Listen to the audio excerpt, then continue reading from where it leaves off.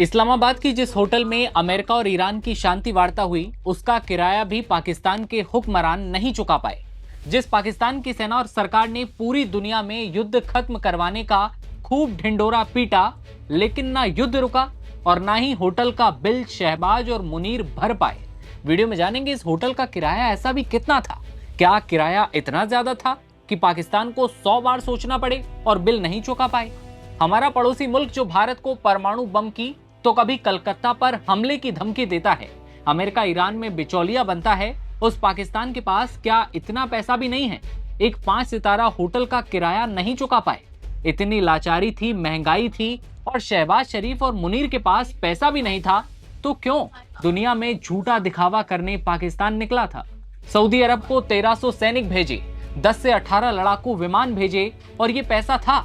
Iran के खिलाफ युद्ध में सऊदी की मदद करने के लिए पाकिस्तान के पास पैसा है, लेकिन एक होटल का बिल चुकाने में शहबाज और मुनीर को मौत आती है।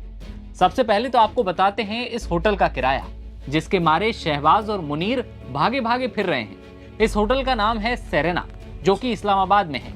रिपोर्ट्स बताती हैं कि इसके एक डिलक्स रूम का किराया करीब $160 यानी करीब 44,611 पाकिस्तानी रुपए है। रिपोर्ट्स ये कहती हैं कि सबसे महंगा प्रेसिडेंशियल स्वीट करीब $2500 यानी करीब 7 लाख रुपए एक रात का किराया है। और अब दावा है कि अमेरिका के उपराष्ट्रपति जेडी वेंस और ईरानी डेलीगेशन जिन कमरों में रुके, जिस होटल में रुके, उसका किराया भी मालिक को खुद अपनी जेब से पैसा भरना पड़ा। पूरी दुनिया में पाकिस्तान की फजीयत हो रही है। पाकिस्तानी पत्रकार हामिद मीर के कार्यक्रम में इसकी पुष्टि की गई है। पाकिस्तान ने 10 से 12 अप्रैल के बीच ईरान अमेरिका शांति वार्ता को पूरी दुनिया में अपनी कूटनीतिक कामयाबी बताया, लेकिन अब जब खुलासा हुआ है तो इसकी इंटरनेशनल बेइज्जती होना लाजमी है। देश की साख को बचाने के लिए खुद बाद में होटल मालिक ने पैसा चुकाया।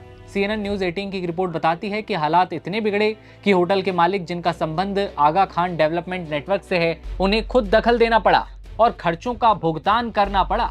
जिस भुगतान को प्रधानमंत्री और फील्ड मार्शल को करना चाहिए था, अब उसका भुगतान कोई और कर रहा है। इस घटनाक्रम ने पाकिस्तान की आर्थिक कंगाली को सामने ला दिया है।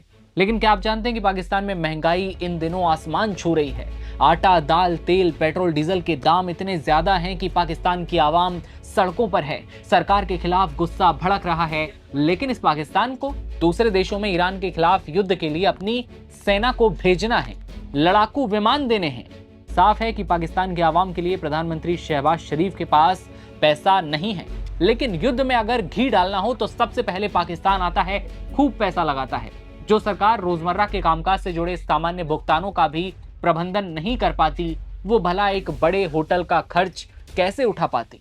अब इतना जान लिया है तो ये भी जान लीजिए कि पाकिस्तान सालों से लगातार आर्थिक संकट से जूझ रहा है और इंटरनेशनल मॉनेटरी फंड यानी कि IMF की निगरानी में है।